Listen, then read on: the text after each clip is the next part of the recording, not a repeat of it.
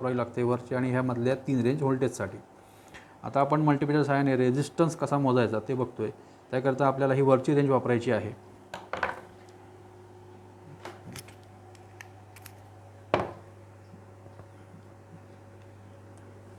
ज्याप्रमाणे आपण 0 सेट डाव्या बाजूला केला आहे उजव्या बाजूला, तसाच डाव्या बाजूला सुद्धा 0 सेट करणं गरजेचं आहे.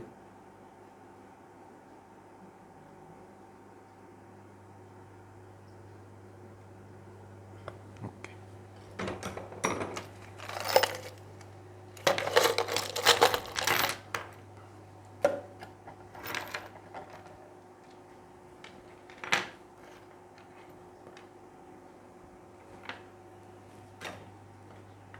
रेझिस्टन्स बघतोय. या ठिकाणी वेगवेगळ्या वॅटचे रेझिस्टन्स ठेवलेले आहेत. आता हा छोटा एकदम रेजिस्टर दिसतोय आपल्याला 18 वॅट, हा 1/4 वॅट म्हणजे quarter watt, half watt, 1 watt, 1 watt, हा सुद्धा 1 वॅट, हा फ्युजिबल रेजिस्टर याला म्हणतात, हा सुद्धा फ्युजिबल रेजिस्टर. यांची कॅपॅसिटी एकदम कमी असते परंतु वॅटेज क्षमता यांची जास्त असते हे दोन्ही रेजिस्टर्सची. बाकी हे सगळं कार्बन रेजिस्टर्स आहेत. आता याच्यामध्ये आपण कुठलाही एक रेजिस्टर घेऊया. आता हा रेजिस्टर, या रेजिस्टरवरील कलर कोड जर व्यवस्थित बघितला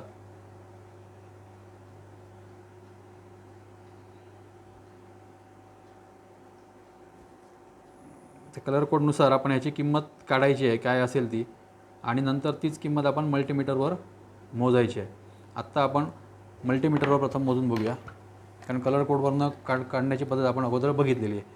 आता या ठिकाणी इंटू 1ची रेंज घेतलेली आहे, गुणुले 1, 0 सेट केलेला आहे, आणि या ठिकाणी रेजिस्टर लावताना दोन्ही लीडला हात लावायचा नाही, कुठल्याही एका लीडला हात लावायचा, दुसऱ्या साईडला फक्त टेस्ट करायची. आता या ठिकाणी पहिल्या रेंजला आपल्याला तो काहीच डिफ्लेक्शन देत नाही, म्हणजे या रेजिस्टर एकतर ओपन आहे किंवा याची किंमत जास्त आहे, म्हणून मी दुसरी रेंज घेतली, त्याला पण दाखवत नाही आहे. तिसरी रेंज घेतली, ह्याला दाखवतो आहे. आता या ठिकाणी पहिल्यांदा 0 सेट करणार ह्या रेंजला,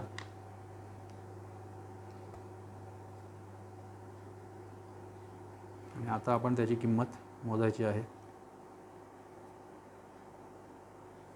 आता पॉइंटर जर व्यवस्थित बघितला तर 20 आणि 30च्या मध्ये, 20 आणि 30च्या मध्ये एकूण 4 रेषा आहेत, म्हणजे 2, 20 नंतर 22, 24, 26, 28 आणि 30. मग आता तिसऱ्या रेषेवर 22, 24, 26, म्हणजे आपल्याला आता पॉइंटर 26 दाखवते. 26 गुणुले 100, 26 गुणले 100 म्हणजे किती झाली किंमत? 2600.